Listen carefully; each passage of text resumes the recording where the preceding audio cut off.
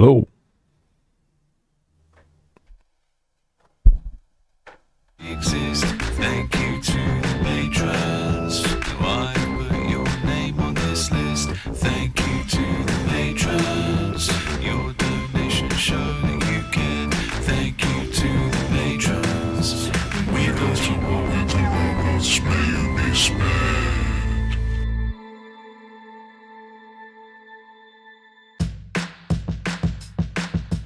Thank you to the patrons. You have enabled this thing to exist. Thank you to the patrons. Why put your name on this list? Thank you to the patrons. Your donations show that you can. Thank you to the patrons. We got to walk into robots. May you be spared.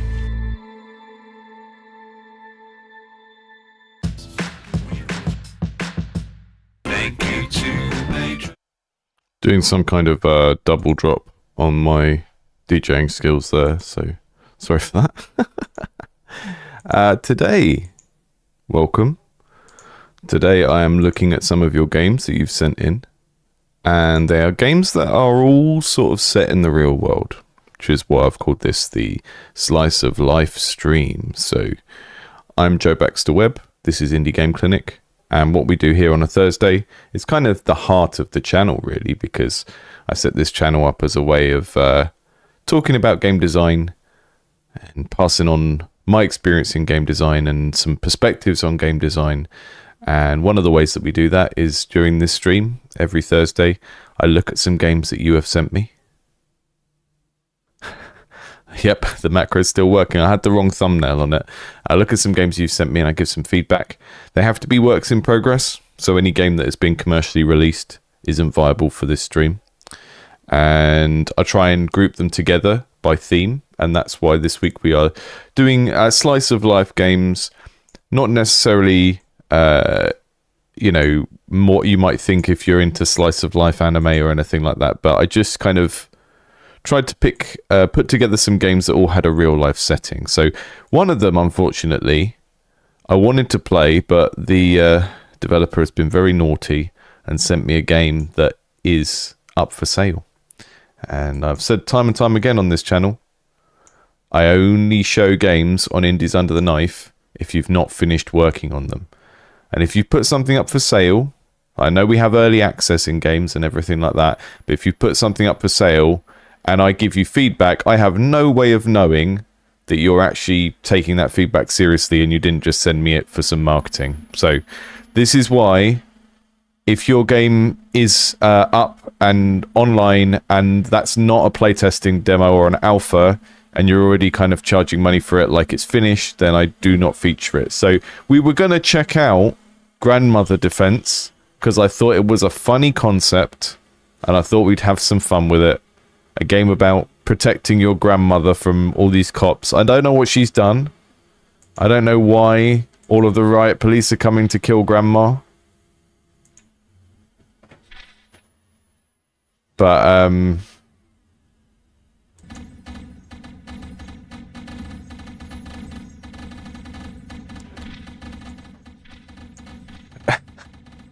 looks fun. Looks like a funny little game. I think we would have had fun with that. But yeah, it just doesn't follow the submission rules for the channel. So unfortunately, we'll only be looking at the other 3 games. And perhaps not unfortunately, because when this happens, it means that instead of trying to cram 4 games into 2 hours, we can spend a bit more time with the ones that we do have. So we've got a game called Why Do Boys Play Games?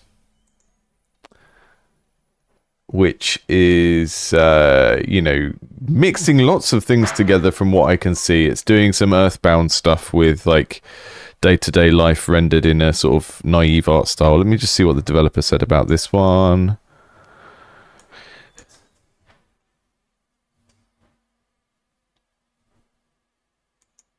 Is a top-down turn-based strategy game set in a fantasy football league in which you draft and improve a team while befriending league mates between games, i.e. battles.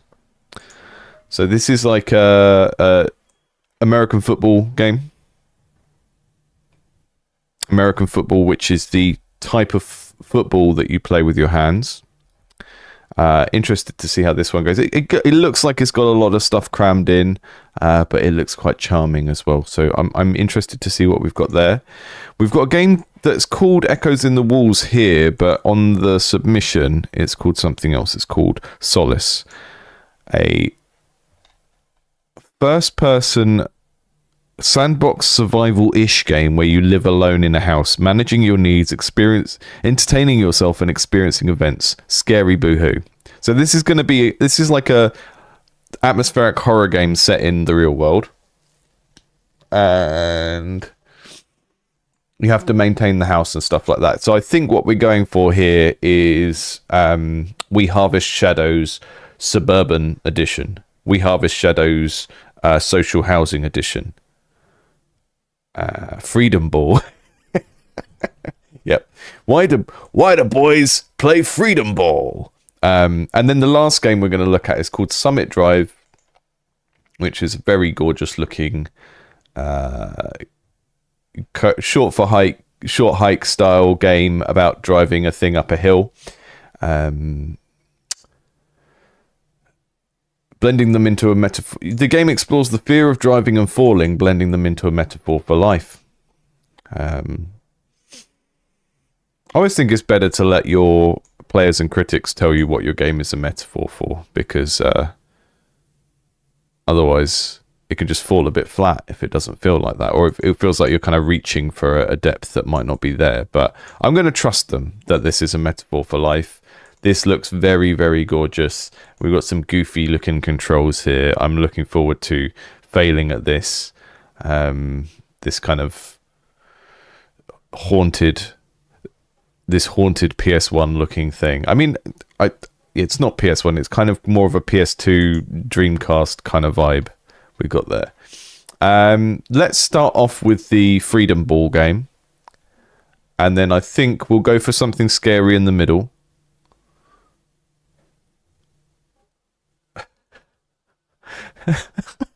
We'll go for the scary one in the middle, and then we'll top it off with a metaphor for life. Where is that Freedom Ball game? Why do boys play games? Why do they play games? They play games when Windows Defender allows them to. Colin Swords. We've got a tiny game that runs in a little window.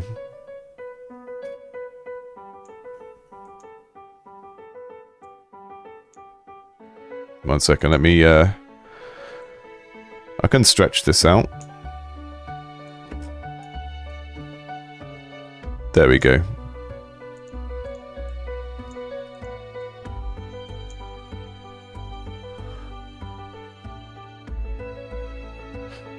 Why do boys play games? Arena, new game, load game.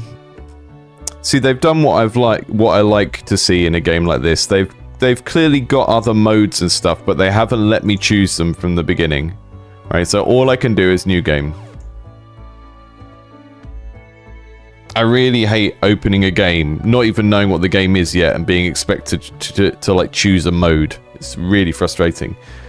This game uses only one save slot on autosave. Starting a new game will erase any previous game progress. Okay, thanks for telling me. Good to know. Press space to advance dialogue. Oh, I'm sorry, I didn't see you there. You must be the newest league member. I'm Fantasy Football, Professor of Fantasy Football. Let me give you... hang on. I need to get the voice right here. Let me give you a quick free lesson while you're here. This is a football player. As a league member, you will soon be drafting a team composed of players such as these. Each is unique in their characteristics and abilities, so try and make a team that synergizes well. And you'll be competing against players such as these, each with their own teams of football players. But they won't just be your opponents, they're your league mates, your colleagues, your comrades in arms. So try to socialize between matches. Fantasy football forges relationships stronger than most any other discipline. Anyway, you better get going. The draft is about to start. If you need further instruction, try asking around. Goodbye and good luck. Okay. Get to make a me.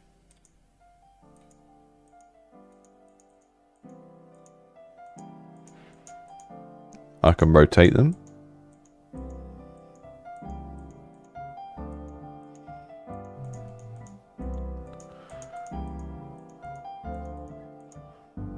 Have red eyes.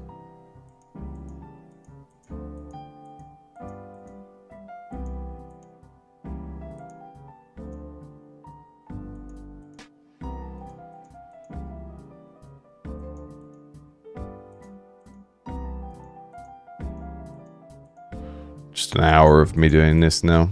Just an hour of me doing this.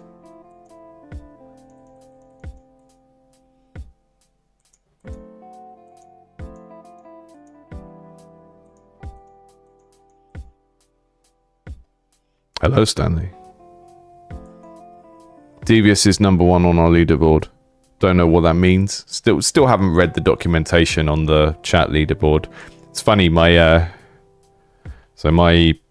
partner watches like legal YouTube, and I noticed yesterday they were talking about these XP chat things that have come in on YouTube, and I thought, oh, we've had that for a month, and they've just got it. So they must be testing it on the gamers, rolling it out to games-based channels first, because they know that you'll be more tolerant of it. This is Jerome.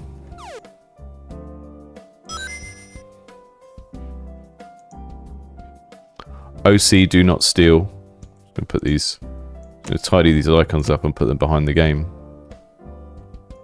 1 second, folks. There you go. Much nicer.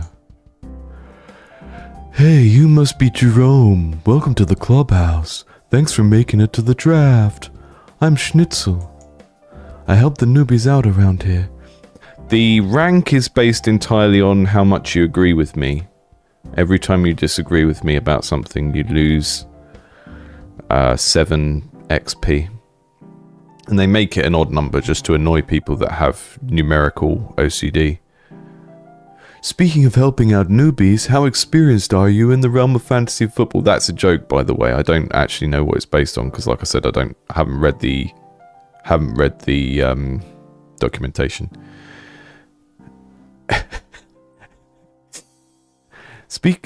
Do you need a refresher battle? Yeah, sure. I need a refresher battle. So we're doing a Pokemon game structure where you go around and talk to people in a town, and there's like a social world, and then these battles happen within it, and we're replacing Pokemon with American football, which I'm going to go on record here and say American football is a more tactically engaging experience than a Pokemon battle. So we're set up quite well here in terms of the overall idea of the game.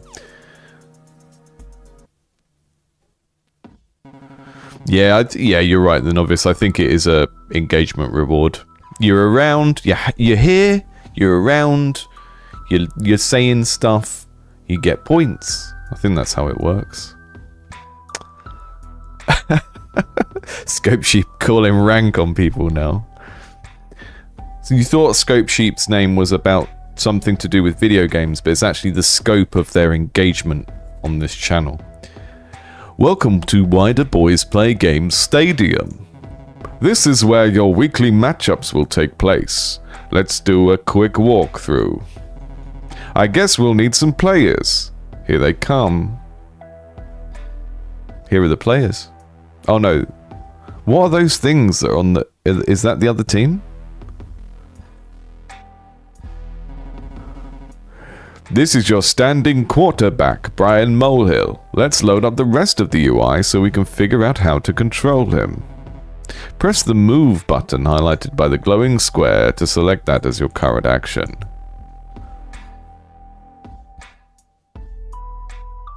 Deal 100% more damage for every ally running back in an adjacent line. Okay, we're doing Auto Battler. Go ahead and make a valid move. He depleted some energy. They usually have 5 energy per turn. Okay.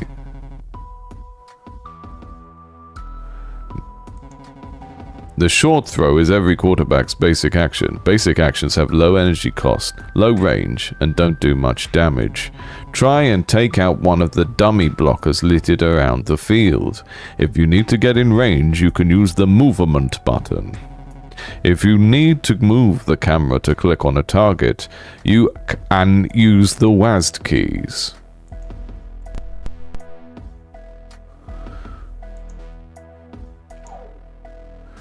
Yeah,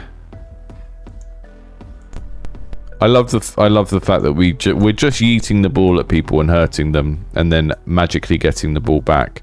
I appreciate that. I'm glad we're not trying to do a realistic simulation of how football works, because that would be silly. Sometimes being silly is the least silly thing you can do.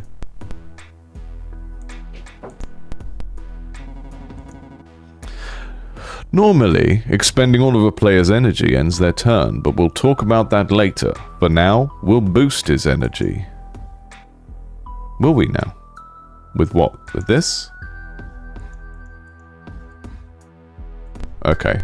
Oh, okay. I thought I was supposed to actively do something to boost the energy, but the tutorial was doing it. So if the tutorial is boosting his energy for me, it needs to do like a bloop, bloop, bloop to show me he's being gifted the energy. So far, this is doing a good job of teaching me how this all works. But I did need something there to show me. Can I do a touchdown? I'll just throw the ball back at him.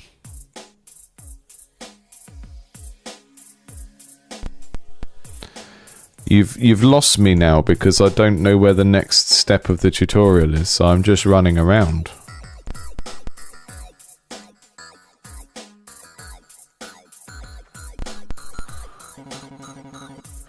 Is this college football XCOM? Yes, I think that is going what they're doing. I think this tutorial might have a bugging because it keeps just saying, "Oh, we're going to give you more energy,"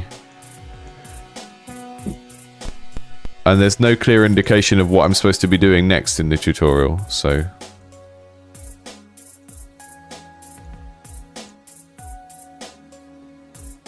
Oh, Brian Molehill, you're such a liability.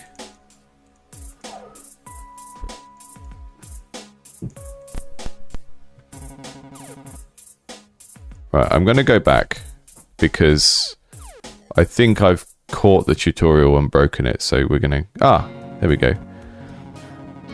I'm going to skip the tutorial because I think there's something broken in that tutorial and I don't want to get stuck in it again. Hey guys, I'm Jerome. I'm the new guy in town. And actually, you know, I may be new to town, but I'm not new to fantasy football. Or any kind of football. Even the kind that you play with your feet. 2 things matter to me. My Lord and Savior Jesus Christ and fantasy football. This is some David Lynch-ass town. Hi, I'm Rick. I think Cloud has taken a really big poop. Love it. No notes on the narrative direction of this so far. I'm a big fan of all of the dialogue. It does, you know, this does feel very Earthboundy, but not in like a try hard fan game kind of way, you know? So if you've never played Earthbound, when I played it when I was a teenager and had it on a emulator, and the thing that was so strange about Earthbound is that it was set in the real world and it had all these mechanics from games like Final Fantasy and stuff like that, but it was just kids on bikes things like Stranger Things, so it was already kind of harking back from the 90s to the 80s in terms of like movie tropes from things like E.T. and all of the stuff that Stranger Things is based on. And it was so weird to see those game mechanics used in just like a modern city. That's something that's normal for us now. We think of things like Persona and that's just a normal subset of JRPGs, I guess. But it was weird at the time to see that, and even in the early 2000s when I played it on an emulator, Earthbound stood out as a very strange game. See my name on there? Even the government agents disguised as ants infesting my house couldn't stop me from winning last season. We've got our Dale Gribble, our conspiracy theorist. I've played these types of games before on the channel where you've got the kind of JRPG model of each character in the town says a thing. And I've played them before where there's just no characterization. You walk up to a guard and they just say a guard thing, and then another guard says a guard thing. Each of these the person who made this really understands characterization. We've got like one line of dialogue from each of these characters, and it's giving me a sense of who they are and the social milieu. Go away. I'm doing some intensive pre-draft research. This year is mine. I was hoping the new guy would be better dressed. Nice to meet you anyway. Oh, Patty. Jerome is wonderfully dressed. Why don't you like my pink jeans? Hey there. It's actually my first year in the league, too. Good luck to us newbies. Who's this? I'm just going to stand in front of you while you're trying to watch the TV.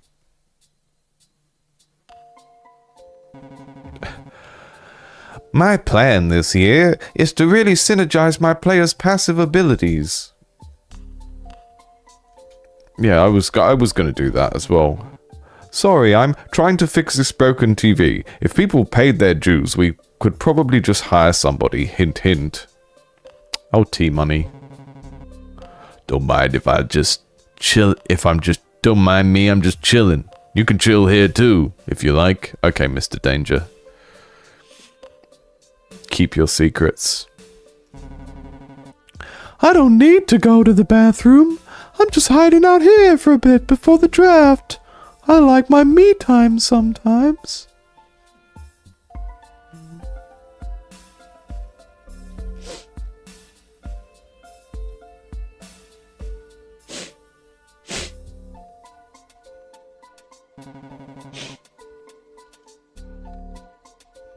Where do I draft my team? Durant, yes. You just walked into a fantasy football simulator. I know it's what you always wanted.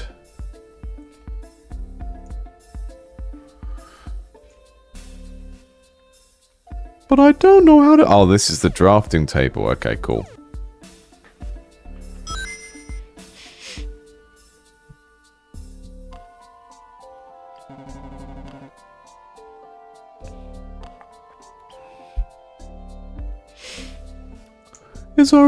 Is everyone ready for the draft? Hold on. How do I work this thing? Stupid noobs. Hey man, everyone cool it. Just select the players on the left, decide which one you want, and hit draft when you've decided. There's too many characters for me to remember who has which voice, so, yeah.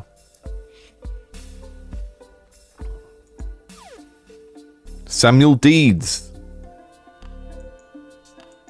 He can curl. Move 3 tiles in a single direction. Does 3 to 5 damage to any in the path. Okay, so that's like pushing through other characters. Back Duke. Move within 1 space after attacking. Move into a target's tile and knock target into an adjacent tile.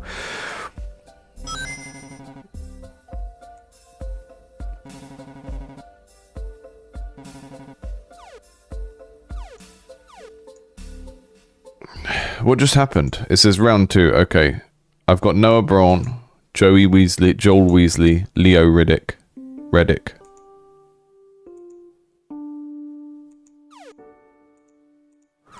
I'm just going to try and get the biggest kind of diversity of moves.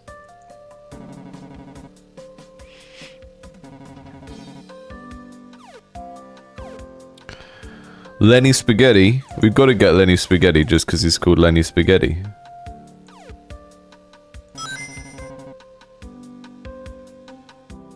Mr. Danger. I'm very aware that my American accent sounds like the salad fingers guy. But, you know. Movement costs twice as much, but attacks do double damage. Sure. I'm not going to get deep into the strategy of this, but it feels like there's enough there for there to be a strategy. This is the last round, so really try to make it count. Brian Mulhill or Ryan Matthews. What's this? What have you got? Lob pass. Heal the recipient.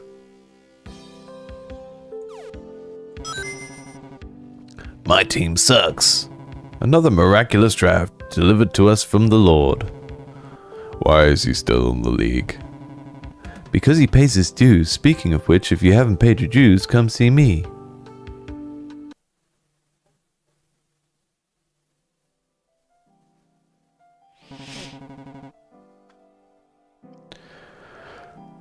Good job. If you want, you can hang around for a while and socialize. When you're ready to leave, head for the kitchen door. I don't want to socialize with any of you guys. I've heard everything you have to say. Actually, I'm going to pick some favorites. Where's Mr. Danger? Oh, that was Mr. Danger, wasn't it? I don't know. Who out of you is cool? Oh no. This person's not letting me walk past them. I have to go the other way. Go ahead and have a good time with everyone else. I'm just chilling. Oh, his dialogue sound effect has got caught in a loop. I like fast cars. He's from Boston. Good times. Cars. I like fast cars. There's Nick Fury, yeah. Who's over here? Where's the Jesus lady gone? Three things matter to me. My Lord and Savior Jesus Christ, fantasy football, and a nice comfy bed right now. I bet she's going to say the same line over and over again, and she just changes the last thing each time, which is very funny. The insolence of these people. Etiquette is a lost art. Okay, Patty. Congrats on completing your inaugural Why Do Boys Play Games draft. Good luck on your season. I'm gonna leave now.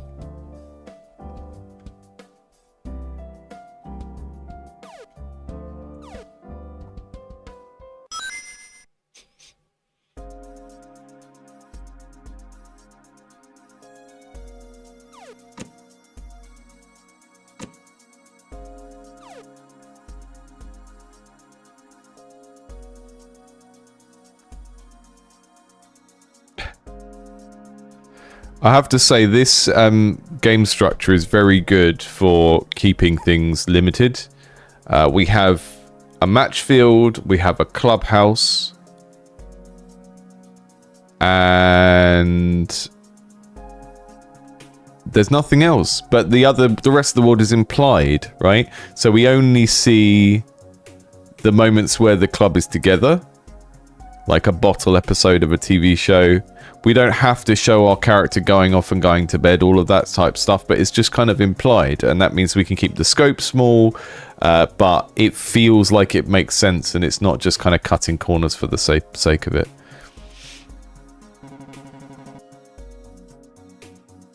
Make sure you say grace before this week's game. It'll really give you that holy edge. I missed this band of brothers during the off-season. He's watching Band of Brothers, and yet there's a scary clown on the TV.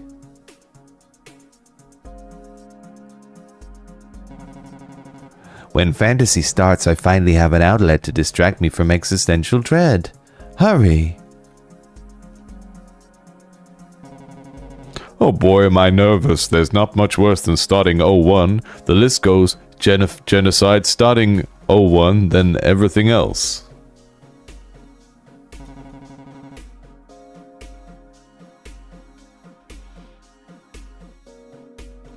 What do we do to start the games. I am ready to begin my game, yeah. Let's do some football. Let's play some football. Oh no. It crashed. It's gone. Where's it gone? Where's it gone? It crashed. At the pivotal moment. It was going to get a whole 35 minutes. Bonus length. Can I load the game? Is it auto-saved? Here we go. It's gone. It's saved. We've drafted our team at least, I think.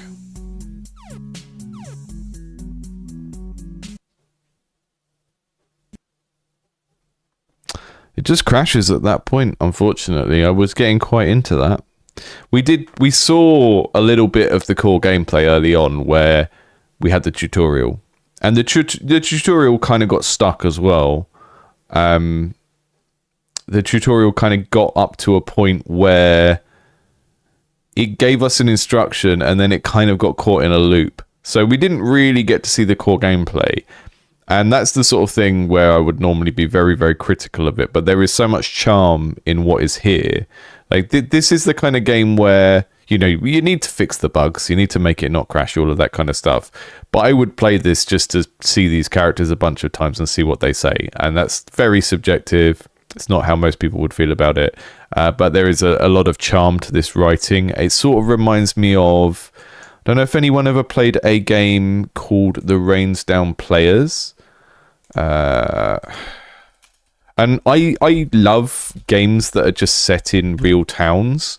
I think it's a underexplored thing, and your game doesn't have to be like a cozy game, or I mean, it can be about doing something else, right? It can be about playing football. It can be about something totally different. The game, the art in that game and the UI are janky as hell, but they're definitely charming, and some of it can be tweaked to make it read better. I felt when we were picking the draft of the characters, the ability icons needed a bit more color contrast in them. Like, they were just 2 color icons, and even if I got to the point where we could play the football a bit more, I would maybe need those icons to stand out a bit more, just to make them more memorable. Like, if you have a healing ability, make it a healing color, like a kind of greeny blue or something. Attacks could be yellow or red based on how big they are, all of that kind of stuff, because I know from looking at those icons in the draft that when I got to the gameplay bit, I was going to have trouble remembering what each one was and have to hover over it each time. So things like having ability icons that look really different from each other is important as a mnemonic thing to help people remember how to play your game, because otherwise they're just going to be reading the tooltip over and over and over again. Cool concept. The game it reminded me of is this, which is zoomed really far in, I think. Let me just revert my screen grab there. This was a game, I think I met the developer of this at a conference a few ages ago, and it came out on the Switch as well. But this is a game where you are putting on plays, and you have a little stage, and you put on little plays, and you kind of have to learn what the audience like, and if you put on a bad play, they throw stuff at you and you have to dodge it. And then you go around town and you talk to people, and it gives you inspiration for your future plays. So you're kind of collecting things that you use on the stage. But it had that same kind of charm of being a game about a small town or a very small set of characters in an everyday domestic location, but still actually having some gameplay. And that is the problem with a lot of times when people set out to make cozy games, they're starting with the theme and the setting first, and the game doesn't actually have a core gameplay to it. And I really like this mode of, like, you've got a thing you're doing regularly, like playing a match of a sport or performing a particular thing, And then all of the story and the characters is like arranged in a loop around that. So you have a day where you go and chat to people, and then you go to bed, and then you get up and you do your job again, which is the core gameplay, and then the characters are around and you can talk to them again. I really like that structure. I think it just works very, very well for doing the type of games that this stream is about, which is like games set in the real world about kind of real things. Now, the second game we're looking at is maybe going to be a horror game. It is just about looking after yourself in a very rundown looking place. So let's see how we get on with this.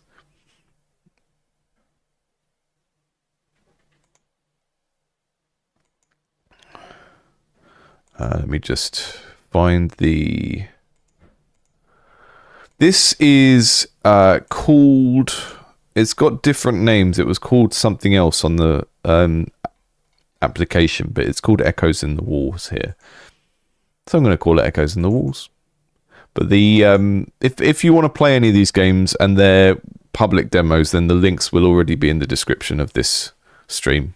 Or if you're watching back on the VOD, they should be in the description on there as well, so you can play these things from there. They're all itch games today.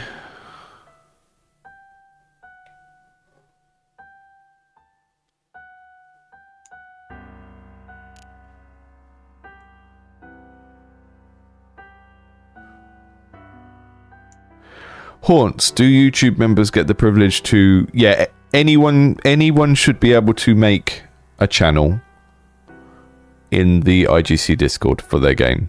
I did originally have it so it was for higher tier members, but in the end, I mean, it just seemed like a benefit that everyone should have, seeing as 90% of the people in that Discord are working on a game, so it didn't really make sense to gate it that way.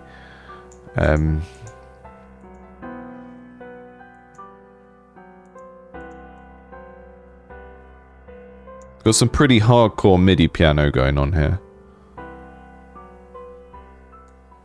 Yeah, self-care simulator. Can I make this taskbar go away? The problem is when I hide my taskbar, it doesn't really hide properly.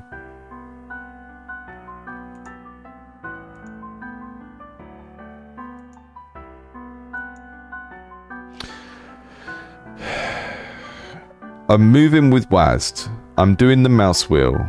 I'm doing the flashlight and the grab. Alt and E to use.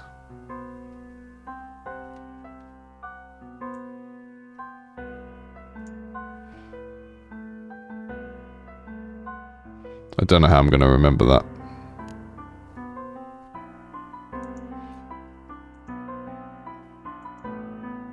Yeah, I'll update that today, Haunts. There isn't a massive difference between the tiers because it's mainly just as a support thing. There's a really expensive tier that is for mentorship, but the ones below that are just, you know, give what you can.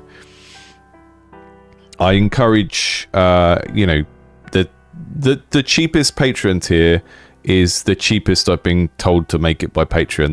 They discourage people from making $1 tiers because when people subscribe to like a $1 Patreon tier on via iOS, then they lose it all in their fees with Apple and stuff like that. So I made the cheapest one as cheap as I can, and then the other ones are just for people who want to give more, or they're also there for anyone who has cut arts funding in the education system in the last few years and feels like they want to kind of repent in some way. If you've been responsible for cutting arts funding wherever you live because you're a politician or something like that, then please give the highest tier and then don't come in the Discord. Thanks.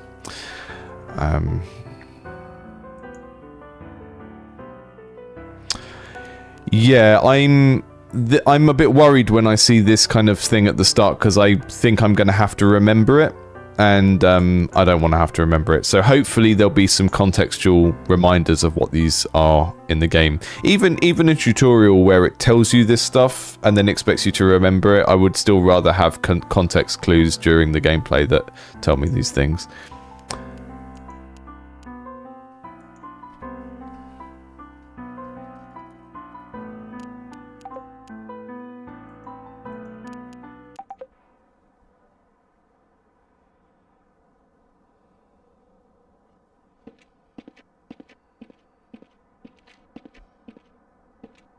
Got very strange sway when we walk left and right. This is my house.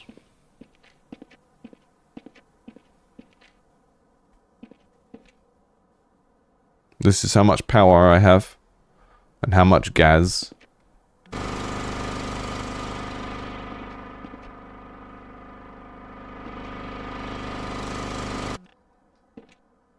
I turned it on. It made a noise. Oh, okay. So I have gas, and this is a generator. So some of this is grey box, obviously, right? So this is a generator. When I turn it on, it converts gas into electricity. Don't know what this does. That says no items to sell. This feels very much like a lot of this prototype is kind of based on the mechanics from We Harvest Shadows. Because in that you sort of run a household and then you grow stuff and then you take it to sell. You're going to need a different concept to make that work if you're kind of serious with this one, because you don't want to just make a worse version of a game that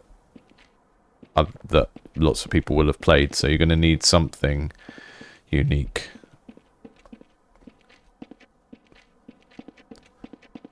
There's like an invisible wall over there. Can I go in?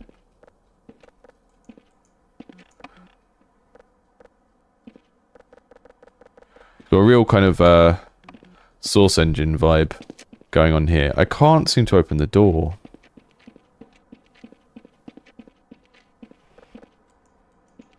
Oh, it's Alt and E to use, right?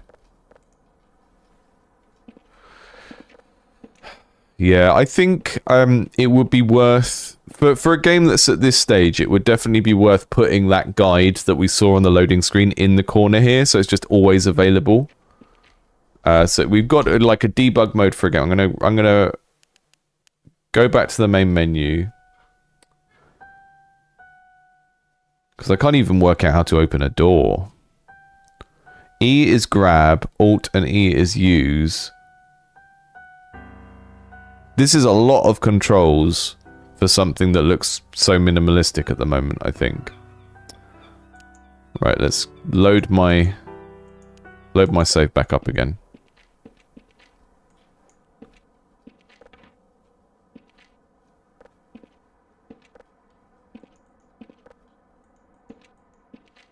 Crowbar on the garage floor. I'm breaking into my own house. Ah, that's a crowbar, is it?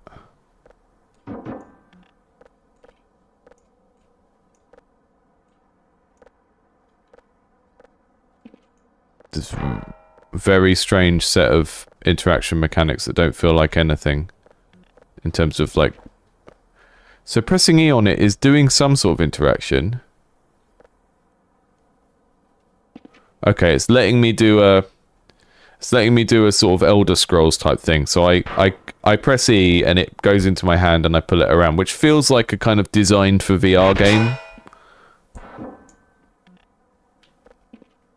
So E is to just hold an item in my hand, and then Alt is supposed to be to use the item, and click is to throw it, which is, it feels very awkward. You really have to think about the like ergonomics of the hand here.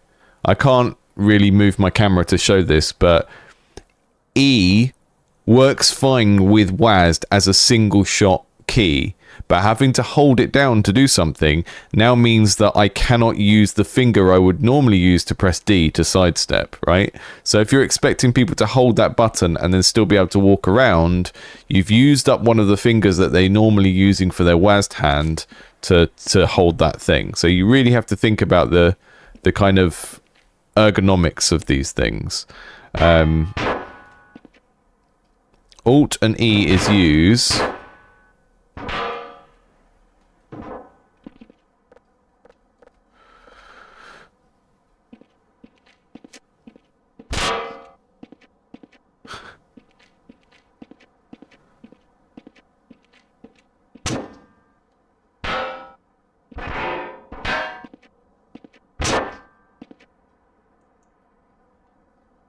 Ah, it's gone into my hand properly now. Okay.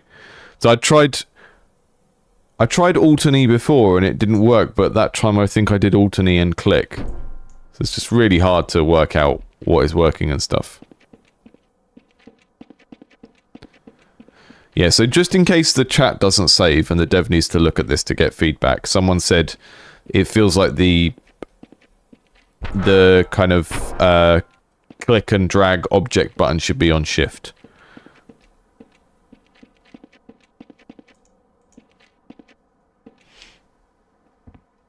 Yeah, there's just a lot of choices with the design of the controls that just don't feel like they're based on any other game. And your controls are one of the most forgiving areas in terms of how players want them to be based on another game.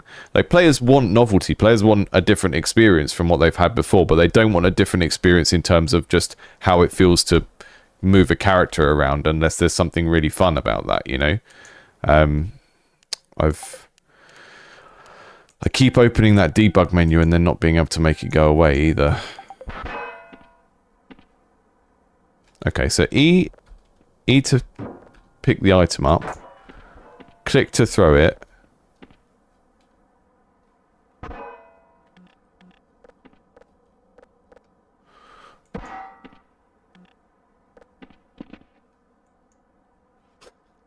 Yep, I was right. So to get the item to go from hovering to actually be in your hand, you have to hold E, hold Alt, and then click, which is just a very strange set of expectations to have of the player, that they're gonna be physically able to do that and remember that that's how you do it as well, because our memory of how to do things in a game isn't just based on your game and what you tell people that they need to do in your game. It is based on conventions from other games, and this is the problem with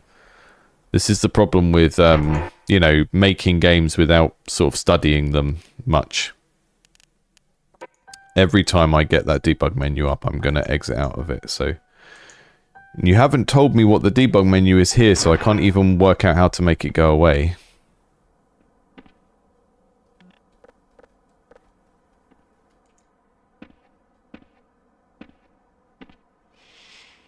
Yeah, hard to control on purpose has a couple of situations where it works.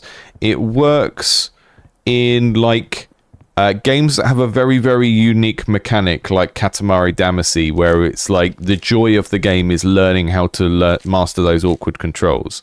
Right, that works in a particular and that works in a particular style of game where the fun is mastering that awkwardness. But this is like a kind of realistic setting game. It's not like a goofy Katamari type world that is zany and like, whoa, guys.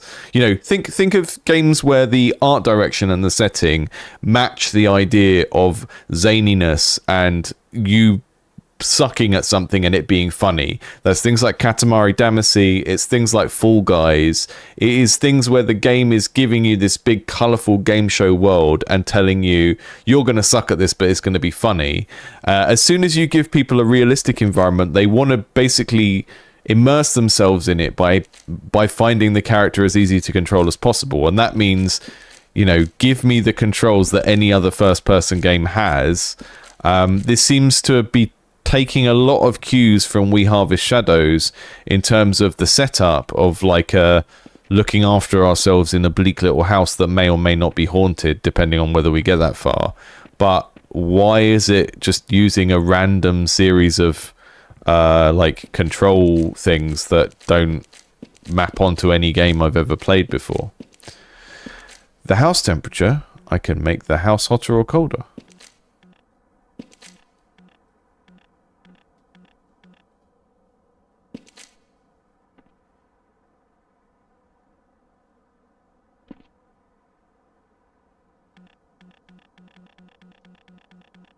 Sort of really thinking about the most important mechanics here first in this. Perfect. I love it when my temperature of my house is at exactly 23.85833333316 degrees. Perfect. It's getting dark. There's a weird... there's like some sort of blocker here. Like some invisible blocker there that I sort of get caught on and can't walk over. And I have to jump through it. Why? I don't know. It sort of reminds me at the moment, there was like a horror survival game on Roblox that I played when I was working in a Roblox studio. I had to play loads of Roblox games just to understand the culture on the platform. Why do I have to hit every door open with a crowbar? There was a game that was like, it was basically a game of The Purge, and you were holed up in a sort of Among Us type thing with 4 other players or something in a little house like this, and different people would come by and attack you every night. And this kind of feels like that kind of thing. But yeah, it's just a bit too buggy. And it feels like it's been a lot of this has been done from scratch. This is a learning project where someone is learning how to do lots of new things at once. But that's not really at the point where you need feedback on the gameplay, because there's currently not much to do, and there's so many little quality of life bugs that just make it a little bit painful to interact with, you know.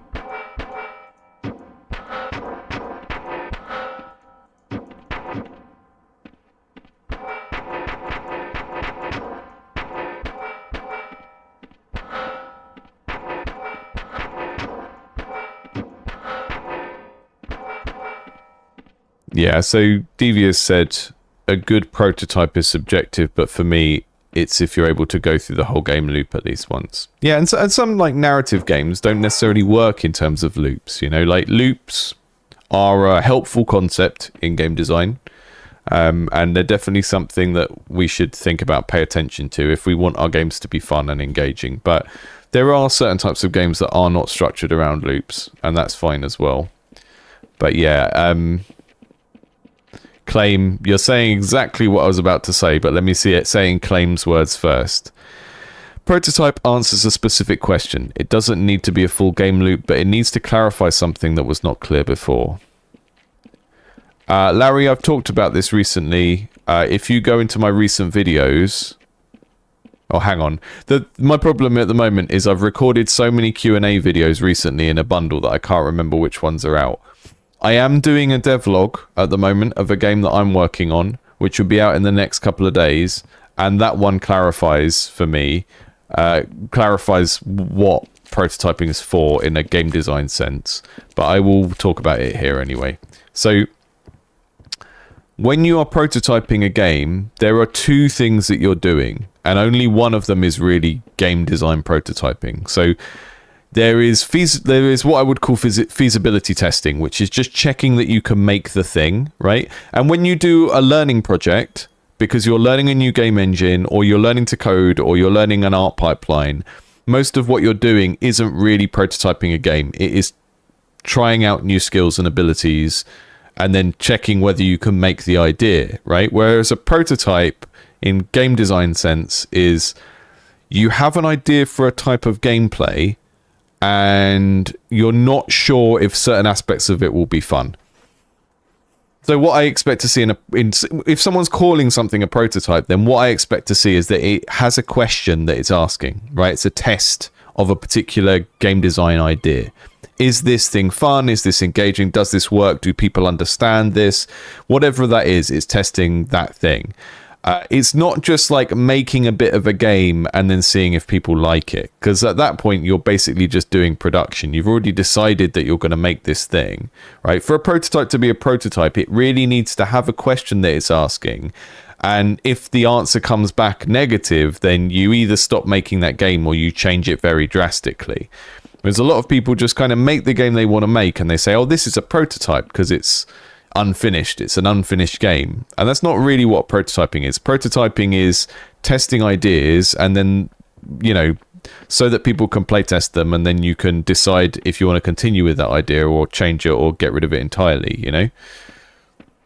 Yeah, exactly. You're treating it almost like, you know, game development is a creative thing. It's not a science.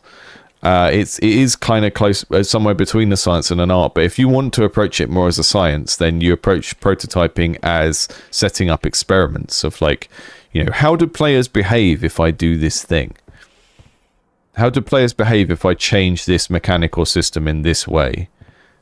Because as your own playtester, you're always just going to play it as intended.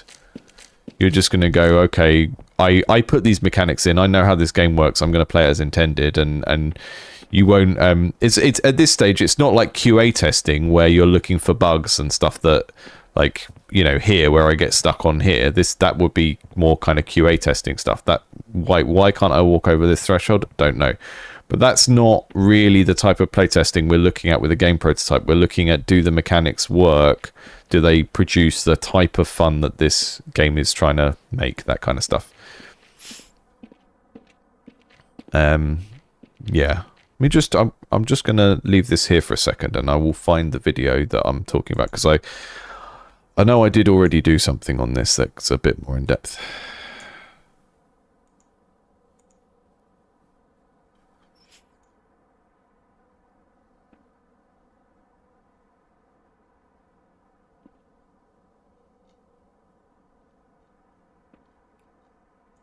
Jeffro has sent.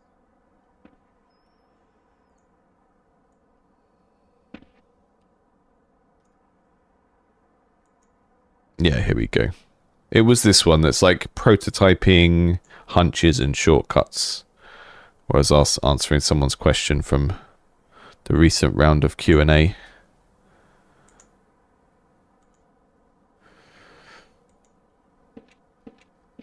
Yeah, I mean, often we're doing several things at once, you know, like, especially as a solo developer, you're doing 4 people's jobs. You're the artist, you're the game designer, you're the engineer, you're doing lots of things at once. So it's bound to be the case that whatever you make is going to be like a gameplay prototype to test the mechanics, and a learning project, and testing your art pipeline for your game and how you make the art assets. You're doing all of these things at once. But I think the problem is, a lot of the time people do all of those things apart from testing the game mechanics. They just sort of think that time spent in engine equals quality of game. And that's understandable, because when you first start making games, learning to use a game engine is the most difficult thing to do, and it takes a lot of practice. And it's very annoying to hear, after you've spent your 5,000 or 10,000 hours learning to code, or learning to use Unity, or learning to use the Godot, that time in engine doesn't amount to fun game that other people want to play. And lots of people are very resistant to that, and they don't ever get to the point where they realize that game design is like a separate set of skills. And for a lot of us, they're not a separate set of skills, because you're doing everything all together at the same time. So it's hard to separate it out. And some people just get that stuff instinctively. But there are definitely a lot of people where they're making a game, they consider it to be like a prototype of their game, but all they're really doing is like using it as a learning project, and they're set on the idea in their head, and they're not approaching like gameplay prototyping as something where they're testing ideas and then getting rid of them if they don't work, you know?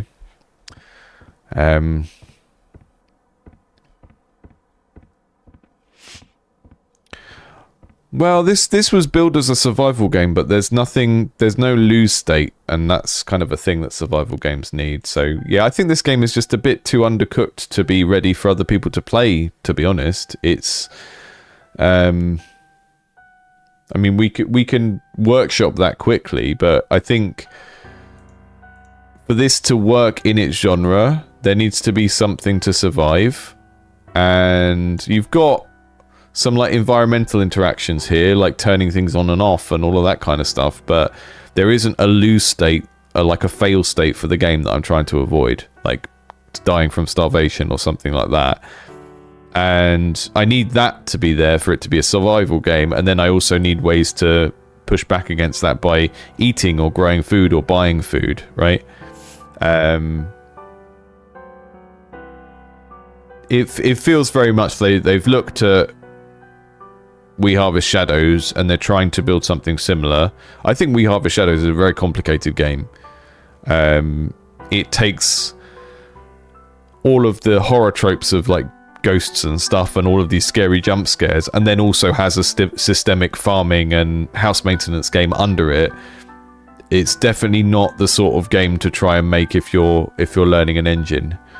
Or if you're very early in the stages of making games, because that's what this feels like, and I just think that's not a good game to base your game on if you're still learning, because it's doing lots of things at once and it executes on it very well. So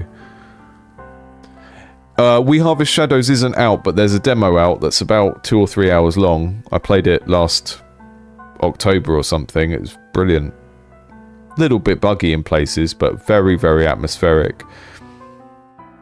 The thing that I found really the biggest the thing in We Harvest Shadows that I didn't like was the voiceover is a little bit cheesy and melodramatic for me, but also it's a video game, so I kind of expect that. But it really, really felt like the kind of horror story that you get in a novel, like The Haunting on Hill House or something, precisely because 90% of the game is really chill and beautiful, and you're either just farming in a lovely countryside or you're having melancholic thoughts about why you run away to the countryside. And it doesn't feel particularly deep because it's very much just like, I'm a depressed man who lives on a farm now. But the way that the art and the kind of setup of the setting and everything works together is really beautiful, and that makes the horror sections feel really intense. Whereas a lot of kind of lower effort horror games are just scary all the time, which kind of makes the scariness a little bit meaningless. And I've never really liked that recent wave of kind of what's the game where you're just looking for ghosts in a house, that kind of thing. Like, I don't want to be scared for 100% of a game. I need some roller coastery dramatic variation, and a game where you're supposed to be scared 100% of the time just is like going to a theme park and never getting off the roller coaster, just sitting on the roller coaster for 6 hours with no breaks. And I don't enjoy that. Yeah, Phasmophobia, that's the one. Shame about that one, but I think it just needed a little bit more to do as a player before we got to play it. Let's check out Summit Drive.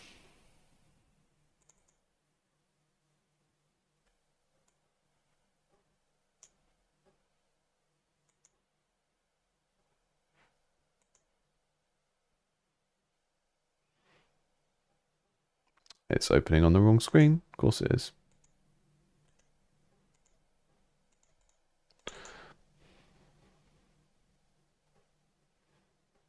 Unity games keep doing this to me. I'm gonna have to swap my screen grab around. Here we go. We've got Chatception.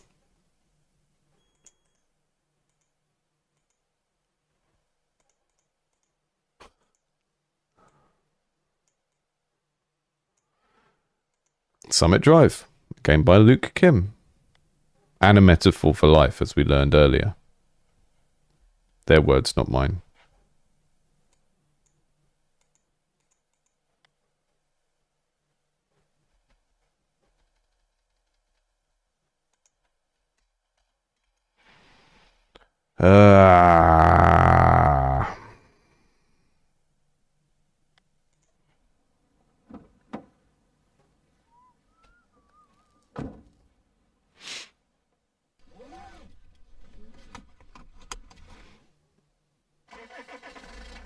I'll get back to you on that question in a minute, Larry, after we've seen how this game starts off. Oh, lovely. Oh, that feels great.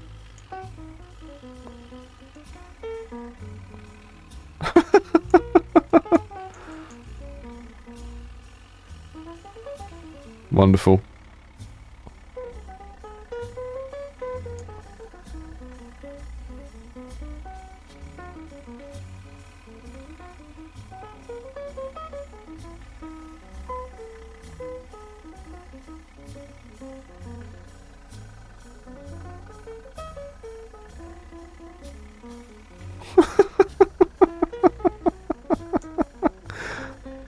Not very good at this driving, guys.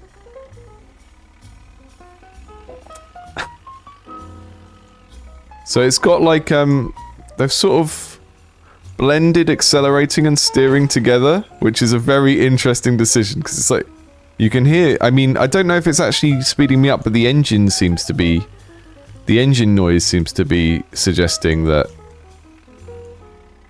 as I steer, the car gets faster. You know, that classic way that vehicles work. I've gone the wrong way, it's saying 0 meters. Am I just, is that just measuring my elevation?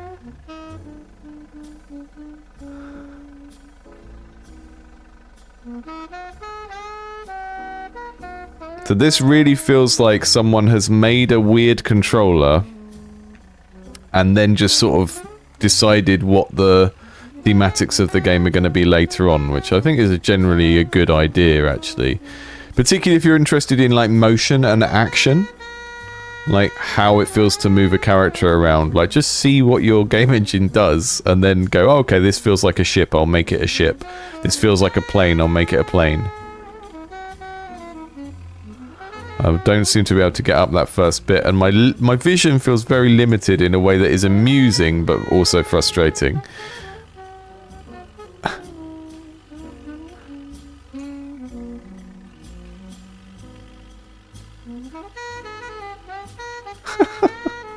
This is what driving feels like in a dream. Like, dream driving. Just so strange. Like, unwieldy and, like, terrifying. And we're not even at the point where we're up a cliff yet. Okay, I do have a brake. Okay. So I accelerate while I'm holding the left click, and then I steer at the same time, and then I can brake with the right click. Okay, that makes more sense. Is there a way I can restart this so I'm in the right place, because I'm completely lost? Yeah. It's really, really sweet. I think this is gonna maybe need more guidance so we don't get lost on the road. And there might be some tricks of, like, how you could pull that off. Like, how am I supposed to get up that bit? That's weird. Like, maybe having some signs that are a different colour from each side or something like that. I'm supposed to go up this ridge. It's like a spiral going around a mountain, I think, and we're supposed to keep, well, just not fall off.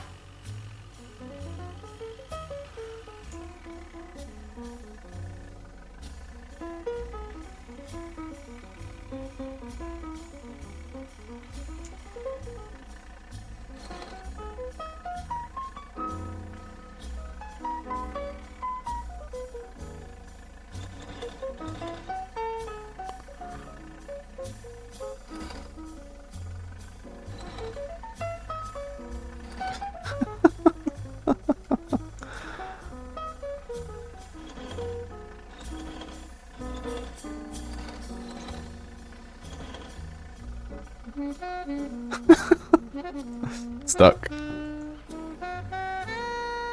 Yeah, I like the incongruity between the slightly scary gameplay and the music. That is a nice blend of things.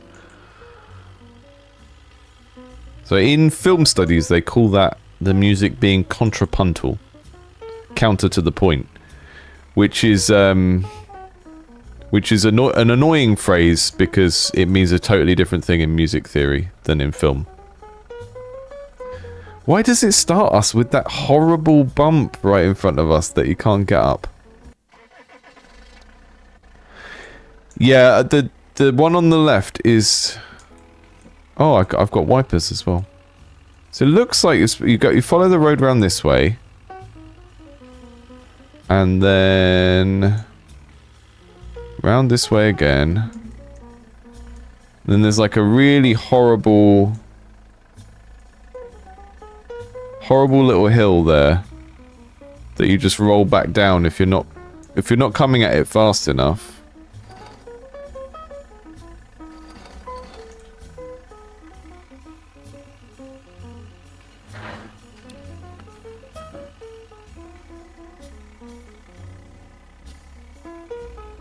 So there is a second gear, but the second gear helps you get up hills, which is maybe not how... That's not how gears work.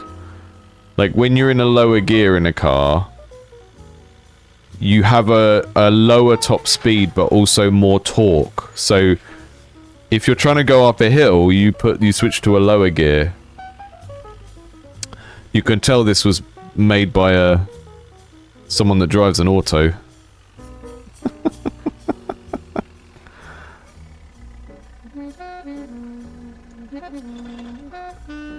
Gonna start the UK-US auto flame wars in the chat. Feel free. Oh. Ah, a bridge. Progress.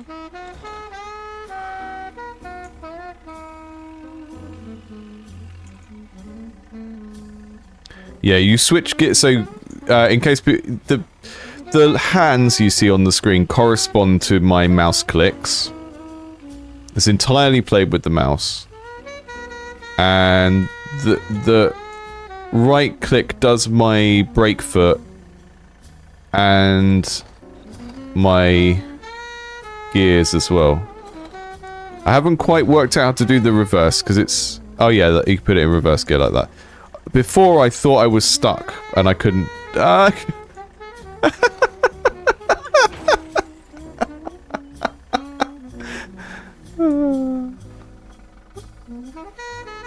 I love how I know it's kind of doing a short hike type stuff, but the way that the cartoon character and the jazz work together really makes it feel like a sort of Rocky and Bullwinkle type cartoon, which is very charming. Right, so I'm in my second gear, which is supposed to be my like flat out gear, and oh.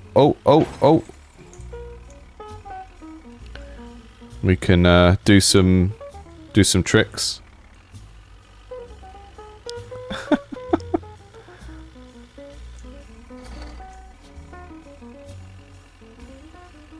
Where's that bridge I got up to before? Do I have to go down first before up?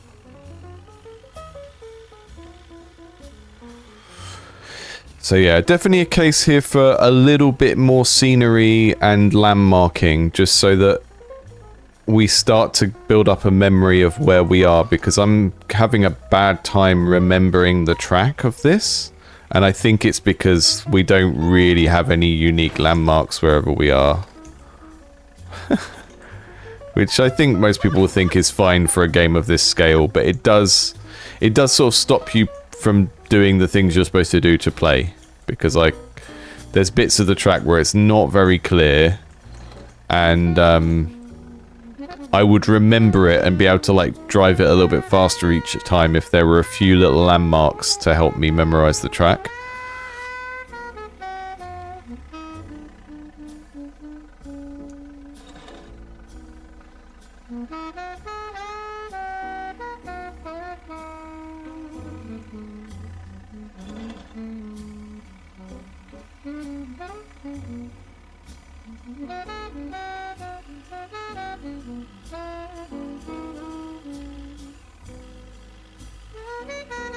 I too like to take both my hands off the driving wheel when I'm off the steering wheel when I'm cruising.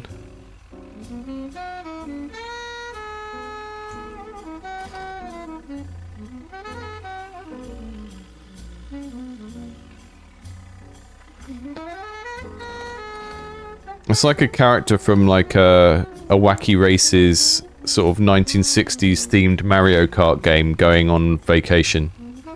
Oh, here we go. Here we go. I don't know if anyone's driven anywhere with roads like this. I think the closest I've got was probably driving in Tenerife. I'm having to drive on the wrong side. And there's a lot of like valleys and stuff like this. I've definitely been on roads like this, but not where I was driving.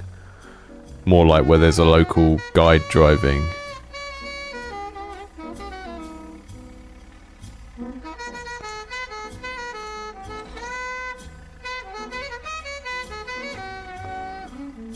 Years and years and years ago, I went to Morocco and we went across the Atlas Mountains, and there were bits where there was like a single lane that you could drive down, and then you would look down and see like the wreck of a car in the valley or something. I was like, oh, I don't like it.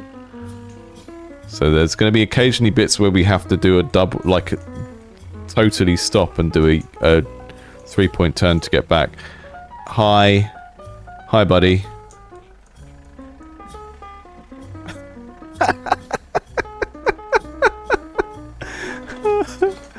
Oh, dude. So this is a really good example of what we were talking about in the last game, actually, where this is really, really awkward to control. It is so awkward to control. I just had to stop driving to use my left hand to do the wipers to get rid of that bird. But it feels joyful because the awkwardness is is like the fun of the game, right? Whereas the previous game, I saw no reason why just being a person in a house should be awkward to control, and that's a case where you just use the control norms that people are used to in a game. This is the type of game where no, you want this to feel a bit awkward, and because that's the fun of learning it, so you design your own controls, right? There aren't many cases where you should design your own controls rather than just copy what other games in the genre do. Most of the time, you should just copy what other games do. But if your game is about the fun of learning a control scheme, then you can do that. You can do what this game is doing.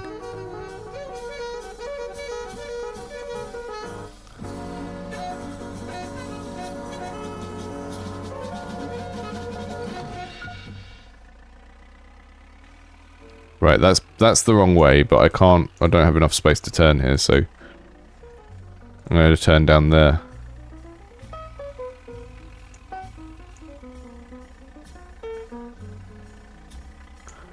Goofy and Pluto with the bird. The bird on the bird's car, yeah.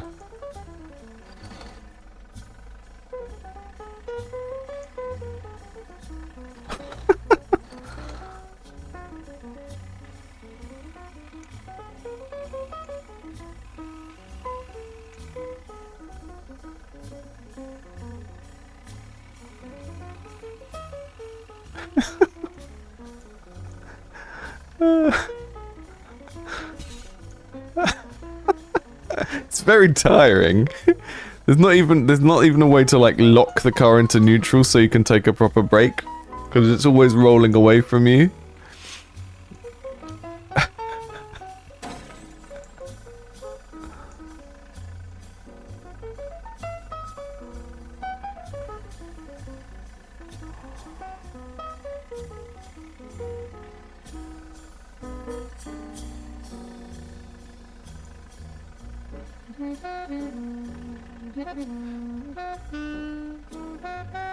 Ugh.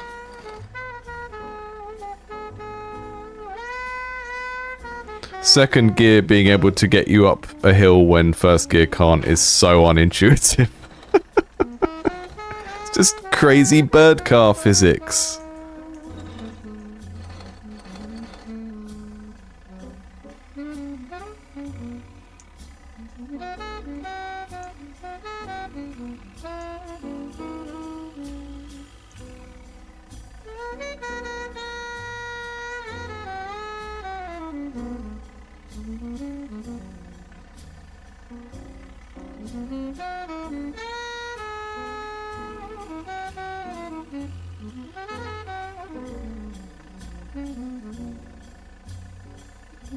This is definitely yeah, it's very similar to Pacific Drive, except Pacific Drive has a handbrake.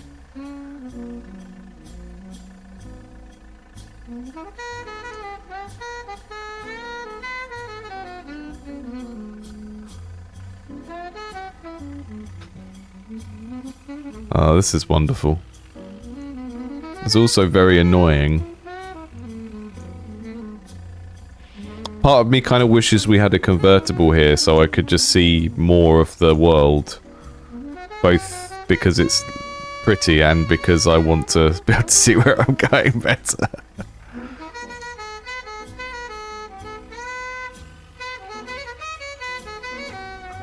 Woo!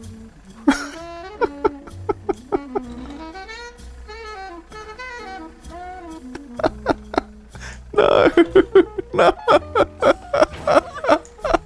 This truly is a metaphor for life. Oh, I don't know if I can take another run.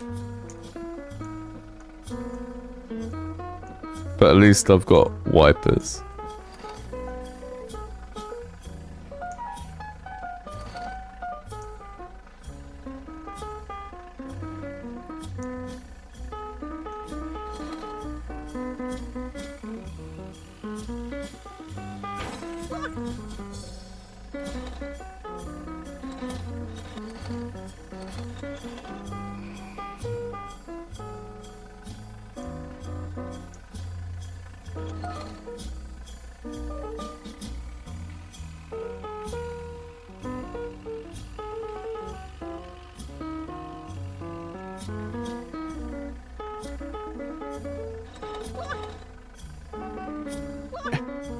Yeah,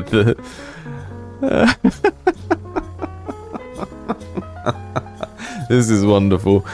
I think, yeah, the only couple of things I would like to see with this is, I feel like the hot pink of the car interior is a really nice stylistic decision, because it does give you this kind of Saul Bass 1960s thing, but it does make it hard to concentrate on what's out there a little bit. And I think maybe if this was just a bit darker and the pink was just for the trim or something like that, because it's just very bold and takes up a lot of my field of view. And I get that this is deliberately a frustrating game and we want to block some vision and stuff as well, but yeah, just maybe just a little bit more variation in the scenery so that we can have a little bit of a navigational help of seeing particular things. And I think sometimes the track is very visually hard to read, and that takes some of the fun away, because it feels like I'm failing because I couldn't see something rather than because I saw something and didn't respond to it right, you know?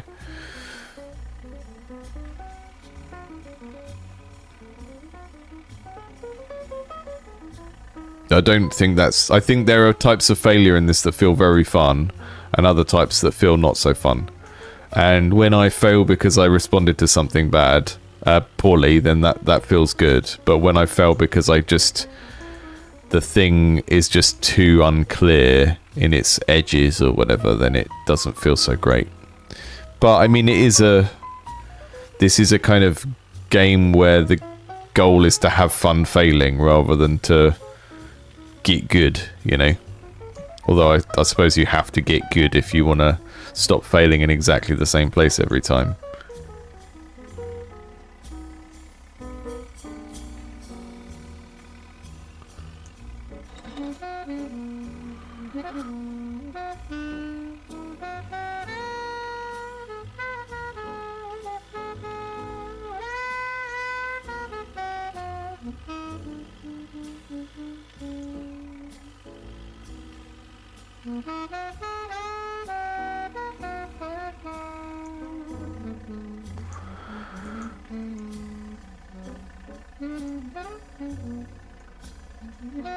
This is called something drive. Sorry, my screens are all messed up because Unity games keep running on my second screen when I tell them not to, so I have to improvise a bit. Summit Drive? Summit Drive. Yeah.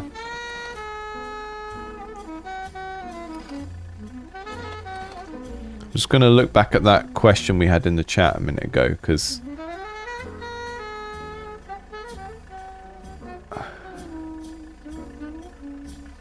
someone asked a very broad game design question. It was Larry. Do you have any videos where you go over the fundamental principles of game design? I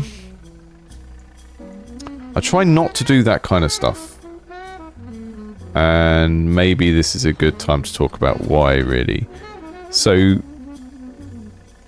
you can get like books like so for example Jesse Schell's Art of Game Design that I'm going to be discussing on the Game Dev Library podcast next month is a really good book for that, because it goes through so many things that you maybe should think about as you're making a game.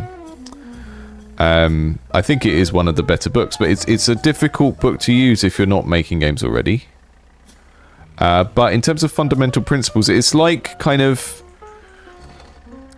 asking if there are fundamental principles to music, and there are in a way, and you can learn them, but then you quickly learn that it's a way of understanding music that only applies in certain contexts, right? So if you learn classical music, you'll learn a particular way of understanding music that doesn't exist in, you know, Arabic music or Indian music or jazz music or whatever.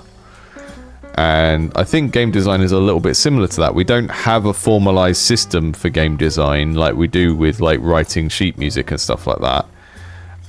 But the other thing I think is that games are just such a broad category of thing that it's very hard to have even the idea of like a universally good or bad game design is not very easy to pin down.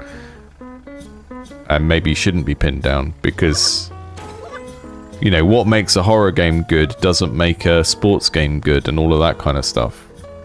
I think we call them video games because we play them with video game controllers on video game consoles and computers and in pieces of, you know, platforms like Steam. But they're so different from each other that applying all of the same rules to one thing is not it's not something you can really do. The things that are universal are more the kind of sort of neuroscience stuff that we use for UX, like, you know, what I said about this hot pink like dominating my field of view and making it hard to concentrate on the road. That's not game design, that's just the intersection of like neurocognition and what we usually call UX when we design software, which is like, what's it like to interact with. UX stuff can be kind of universal to a point because it's based on science about how humans perceive things, but you can't, it's harder to put play into a scientific model. And trying to do it, trying to put play into a scientific model often just probably will make you a bad game designer, because you forget what fun is.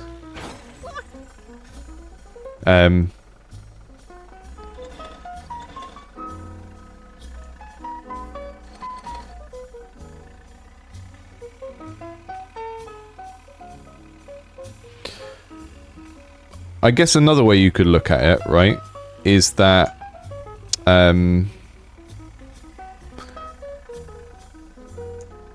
there are schools of game design, and there are game designers where if you want to learn how to make a particular type of game, you can study their games. So if you wanted to make simulations, you might study Sid Meier's games. If you wanted to make Sims, you would study like the games made by Arcane or something like that, which you do as a player anyway. You do that, and they are all kind of pointing in a different direction. They have a broad idea of like fun, but fun is too amorphous. So if you think of something like, I just can't get up there at all, can I? You think of something like fighting and martial arts. There are lots of different martial arts where the goal of winning a fight is the same to some degree, depending on how sports it is or how much more of a practical martial art it is. And they achieve that in very different ways, and they have a different ethos and all of that kind of thing. So, you know, you've got martial arts where you punch people in the face, and you've got martial arts where you use a weapon, and you've got martial arts where you try and avoid punching people in the face and just throw them around instead. And they all kind of fit into this category of thing, but they're trying to achieve a similar goal in different ways and with different like sub-rules. So I guess you could look at game design more like that. That's one of the reasons why I sort of hate it when people try and do market chasing and say, oh, you know, you should make one of these because these are popular, or don't make one of those because no one plays them anymore. It's like the thing that you're going to be good at making is going to be based on like your own practice and your own passion and stuff. So it's kind of like saying, oh, you know, everyone in MMA is doing Brazilian Jiu-Jitsu now, so there's no point in learning any other martial art because you'll never win MMA. And it's like, well, maybe I don't want to win MMA. Maybe I just want to do judo or something. Because judo fits with my ethos of not punching people in the face. Or laying on the ground in a triangle for half an hour.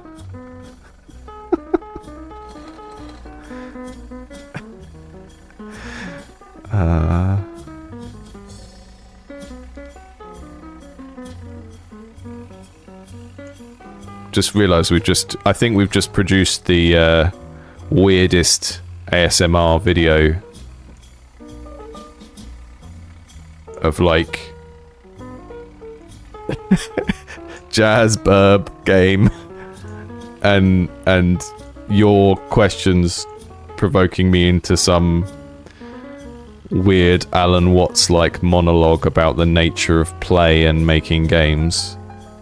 But hey, that's what people come to this channel for, I guess.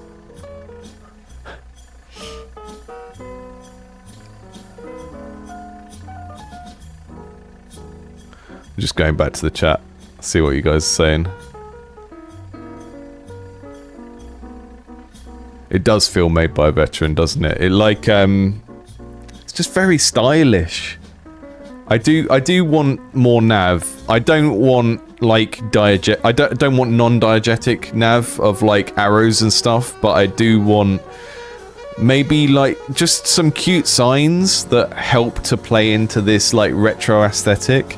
We can have some zany signs pointing the right way to go, and just a bit more in the environment to guide us so that you can kind of remember the route, or you can see the route a bit clearer.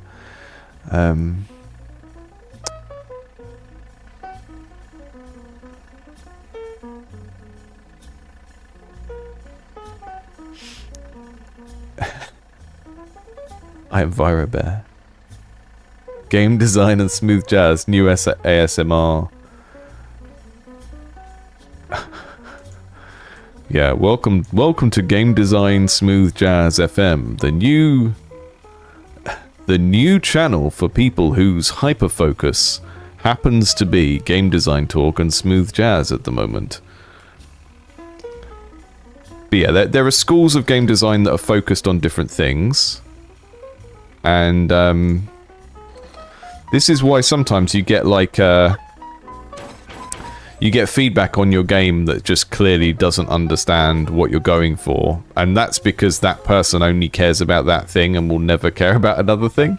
So you know, when you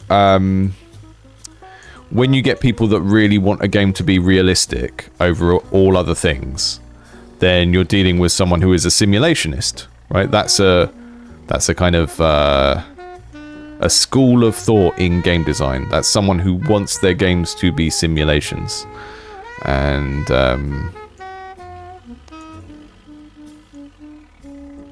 you would get certain people, we're right back to the start, where you get certain people that just don't like any game unless it's a sim. And then there are other peoples that are, you know, people that are simulationists to a smaller or larger degree. I don't know what you'd call this. It's kind of like an expressionist game, I guess.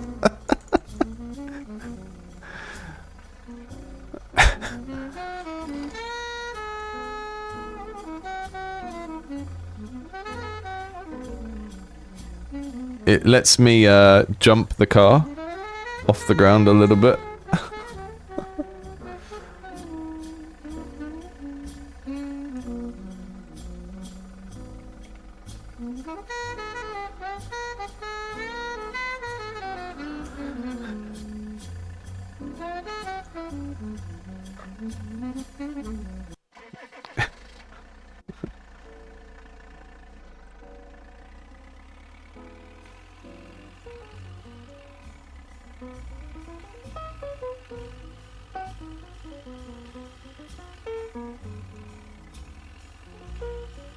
But we also have like one other thing I've been thinking about a lot recently is, you know, when we talk about game design, we're talking about interaction design. And like in a large team, a game designer only thinks of, or you know, a game designer is focused on the interaction design. But when we're making games on our own, you sort of have to think about everything in relation to each other. And the creative direction of a game, like the art style, is directly linked to the interaction design because it tells the player what to expect, right? Like if this game was set up to look like a realistic game, then the frustration of the driving wouldn't come off as like a charming thing. But because we've got this cartoon setup and the very goofy use of the jazz music and the bird there is sort of telling us that it's okay to suck at this game because that's kind of part of the intention, right? Whereas if this looked like it was supposed to be Sega Rally and we were having this frustrating experience of just failing over and over again, then that would be a very different experience of the interactive part. So I just don't think you can separate game design and creative direction very smoothly, and it's an even less important distinction for like solo projects because you're having to do both at the same time and you're really having to think about how these things relate to each other. Like again, when you think about that last game we played, someone said, you know, why does this game need to control the same way as everyone else? Why does this game need to control the same way as every other game? And it's like, well, it's because it's a serious looking game, so in order to feel in control of my character, I want them to just control the same way that a character in any other first person game does. But this is a game that is relishing its awkwardness. And that is about the relationship between the game design and the art direction. Oh, that bird gets me every time. Wonderful.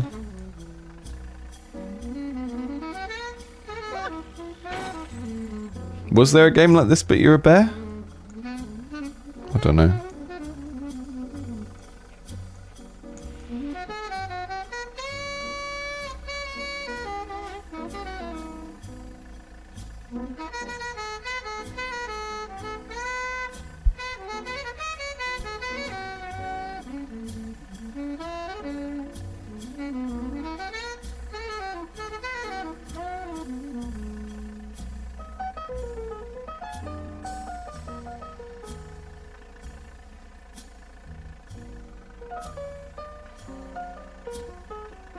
That bear driving game was the official name of the bear driving game.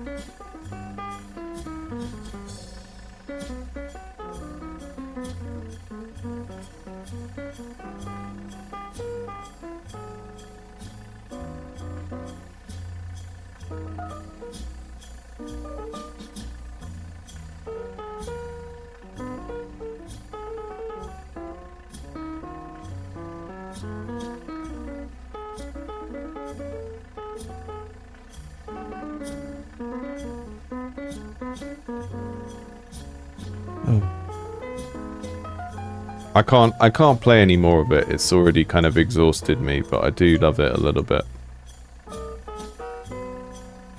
I'm just having another look in my giant spreadsheet of Doom to see if there's anything else that's slipped in recently that fits the remit of this stream, seeing as we had one game that I excluded because it's kind of gone on sale already, and then the second game, the spooky game, was not really playable.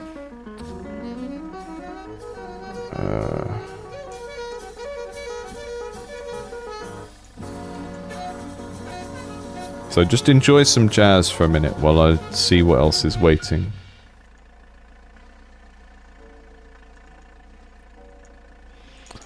Dungeon, spaceship, Spooky mansion, dungeon, spaceship, spooky mansion,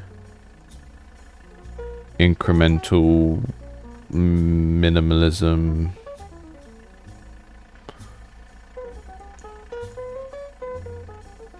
Metroidvania, 2-button, always moving, ancient Japan. Drug dealing empire. I mean, that's almost slice of life, isn't it? Let's do some drug dealing.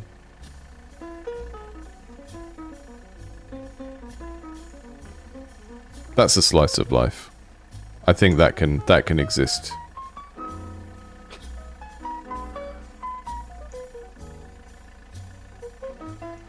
Demo on its way. Just downloading. Pay your crimes.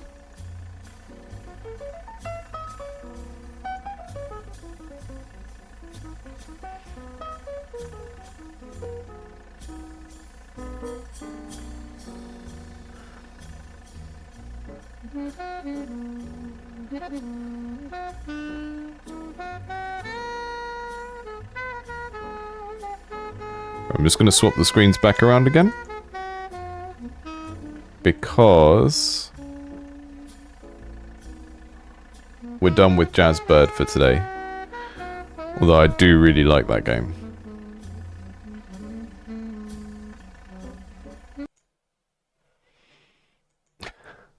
Wonderful.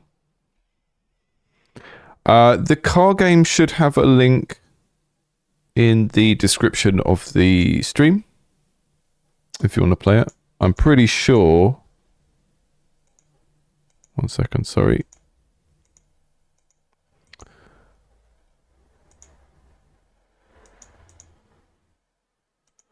Yeah, I'm pretty sure I put them in this time.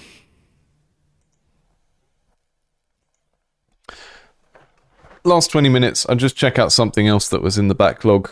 So it loosely fits this theme of, you know, games set in the real world. We could probably do a whole crime stream one day, but the Drug Empire Simulator is a prestigious genre within indie games that dates back to the heyday of Newground Flash games and even before.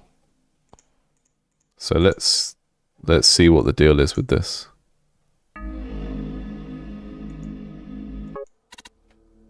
Yeah, the jazz car game was called Summit Drive. Buy a dealer and start a day. Ignacio. Start selling drugs. Is this text wrong? Okay. I'm not gonna correct your translation for you. Click and drag drug dealers onto the grid. Click on a dealer to make them follow a path. Try selling drugs to people on the grid.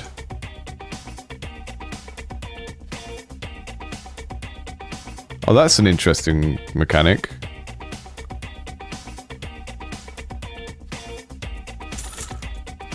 Why does my drug dealer look exactly the same as the people? I think they need to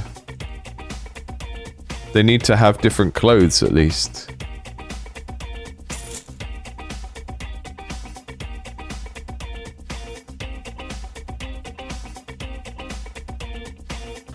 I don't think Summit Drive is trying to do anything apart from what it's doing there. I don't think that's like an art game, you know, it's not setting out to be anything than what you just saw in that experience, in that preview.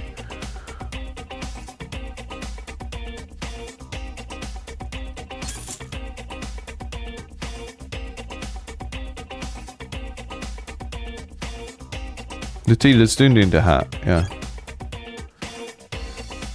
So the idea is you draw pathways, and then your dealer walks along them. Oh, I can choose the music here. Your dealer walks along them and sells to people. You have to avoid the police, and then you can cash out to like save your money. I think that's.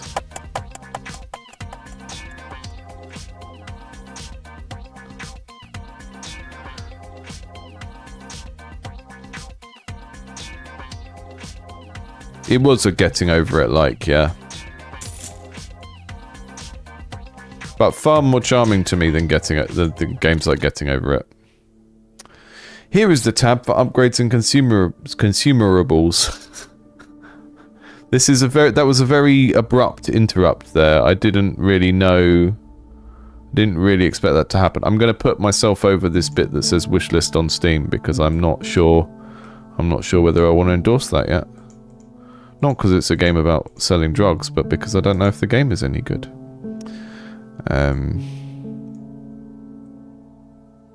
I'll hide that. After you buy upgrades, you go to the dealers and you buy your dealers. Once the bar reaches a cop, you'll need to pay a bribe. Okay.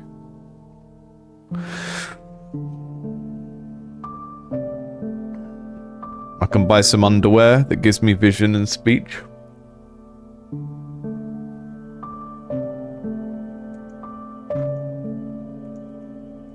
It's $10. Right, so you're think about the kind of flow of how this game is structured as like an onboarding thing. This is kind of what I talked about recently. We did a session on tutorials. We talked a lot about tutorials versus onboarding. The tutorial is like where you tell the player how to play, and the onboarding is like what is the experience they have in their first session or couple of sessions. Part of the onboarding here is you've just shown me a shop when I don't have any money to spend. Don't do that. Don't push me into a shop where the cheapest thing is $5 when I don't even have enough money yet. Why would you do that?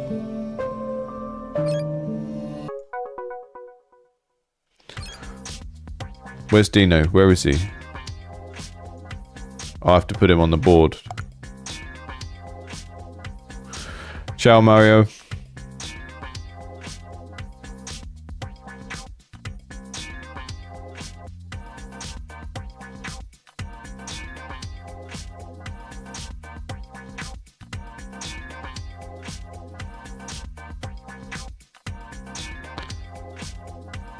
Yeah, we definitely have a history of lots of different criminal games, but they tend to be like in different genres, right? There used to be the Mafia games that were like a top-down business management type PC sim type game. I played a few of them.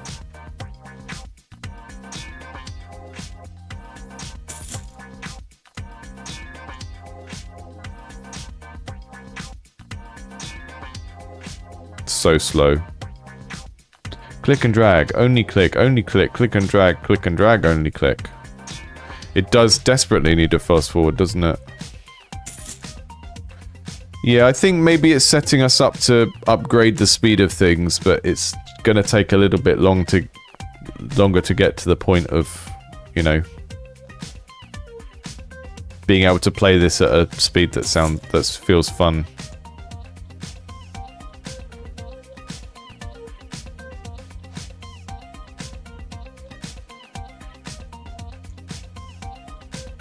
It's a slice of someone's life, yeah.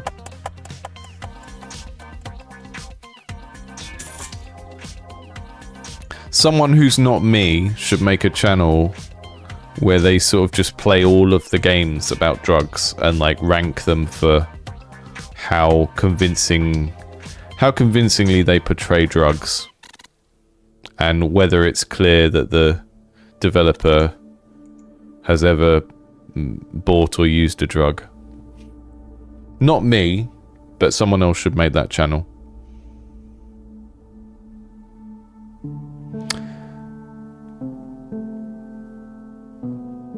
Person rate. Upgrade the person rate. I've got no money, so can't really do anything. So there, I had a really kind of horrible soft fail state where I couldn't pay a dealer to start a new day. So I had to just kind of sit there and slowly realize that the game was over, even though it wasn't telling me that.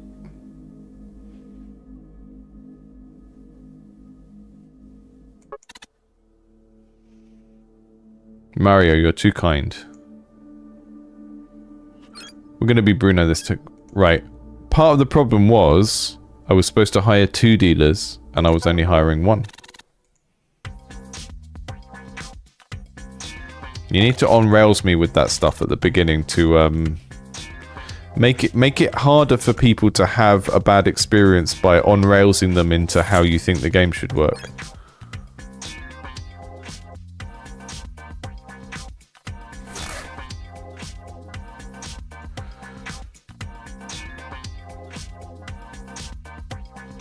I have no idea why we haven't just got one other art asset to make the customers look like a different person from the dealers.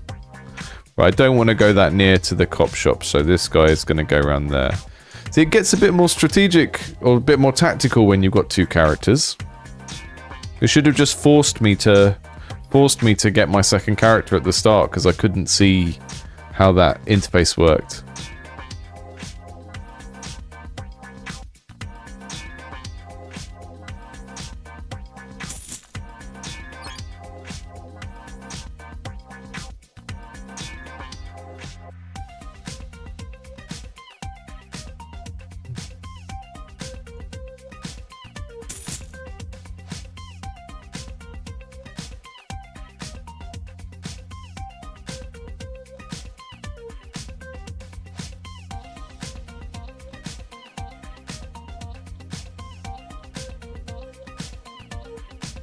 Yeah, I really like the audio implementation in this. The music is very catchy and it fits quite nice with the tone of the gameplay.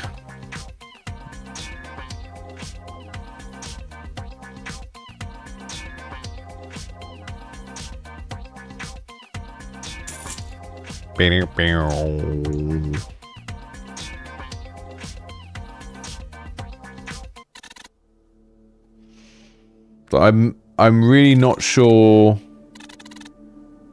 what it is that happens at that stage that makes us... It's like the end of a day or something, but it's just not clear it's going to happen. It just comes out of nowhere.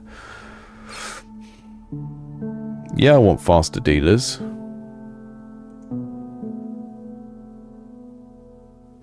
Tino and Giuseppe. Let's do this.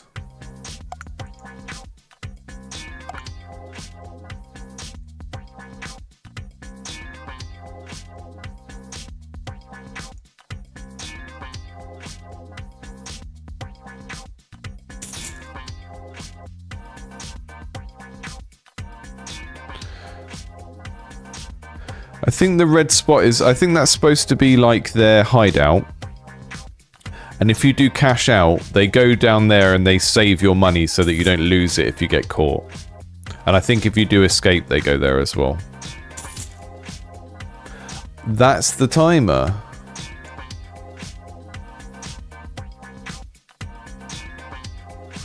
That's very strange to have the timer linked to the music interface.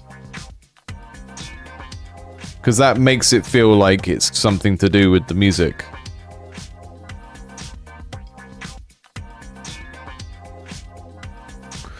But the core concept of how the gameplay works here is pretty decent. We're going to speed our guys up. I didn't realise that that wasn't an automatic thing and I had to use it. Had to manually battery my dudes up.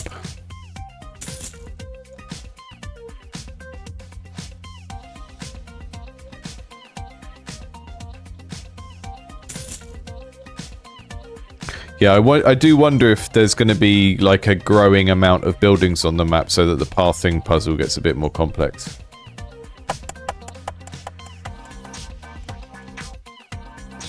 Clicking the numbers changes the music.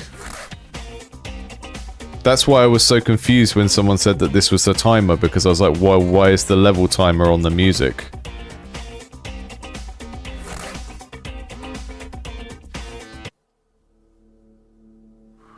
Okay, we got nearly $65 this time.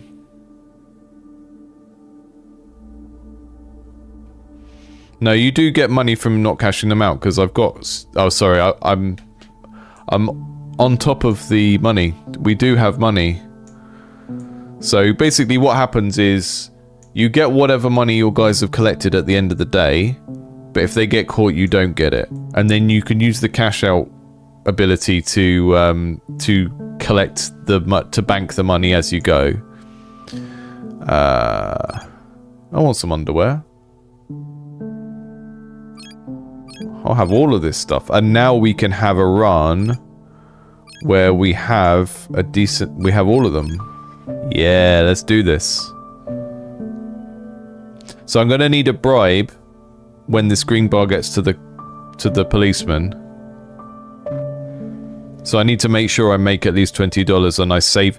I think the flow of this is gonna mess us up because you go to the shop before the bribe happens, maybe.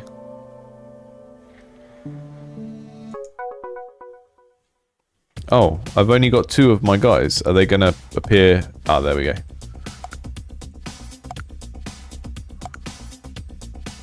Don't go to the police station. You silly, silly dude.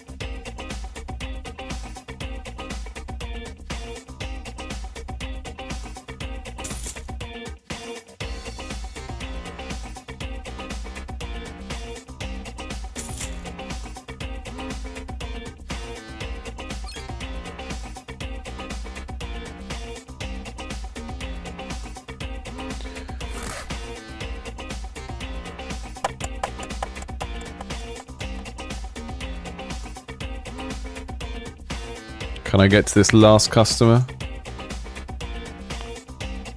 Look at him, he's breakdancing. Is there anything better than when an enemy in a game gets stuck? Ah. So that's interesting, because I did get the cash from the last rounds, but that one needed me to collect the bribe and cash it out.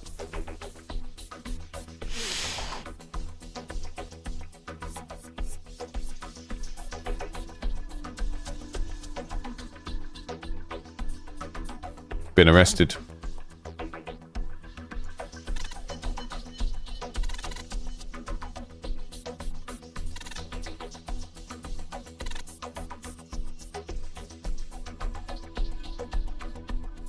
Don't understand. Don't understand how the cashing out mechanics work in this. Neat, really neat core mechanic. Quite like the thing. Sort of like real-time board game vibes. So sort of very slow RTS of putting your dudes down and then them walking the path. Quite like that. I think there's a lot of downtime where you're just waiting for the characters to get somewhere, and I don't think the answer is necessarily speeding the game up.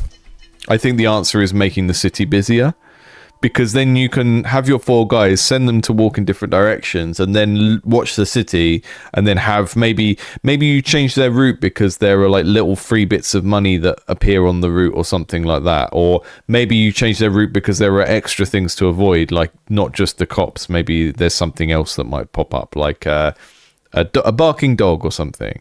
Just a little bit more action to respond to on the map. And then I think that makes up for the fact that it's slow, because I don't think I would want that to be much faster, because the control scheme of setting routes works quite well with the slow movement, and if you make it too much faster, then the whole thing falls apart potentially, because you're kind of panically drawing, and that's not going to feel great for a lot of people. So I like that idea. I don't think it's as well executed as it could be, but it's pretty neat. It's a part-time drug dealer simulator. Yeah, it's just really bad It's just really bad weed. That's why. That's why they don't make much money in a day. It's mostly oregano or oregano. Oregano. Oregano. And on that bombshell, thank you all for joining today. I had fun with these and chatting to you guys. I particularly liked Jazz Burb. What was the first game? Oh, the first game was called Why Do Boys Play Games? And it was a fantasy football league simulator based around American football, which is the type of football that you play with your hands. And I thought that was really fun, but we did have we had one small bug where I got stuck in the tutorial, and then we had a game-breaking bug that stopped me actually playing my first match, which was a shame because it was a neat, kind of strange, surreal application of turn-based characters attacking each other like Blood Bowl style to American football. I wanted to play a bit more of that, but I did find like the general vibe of the game to be quite charming. Thank you all for joining, and I'll see you all soon.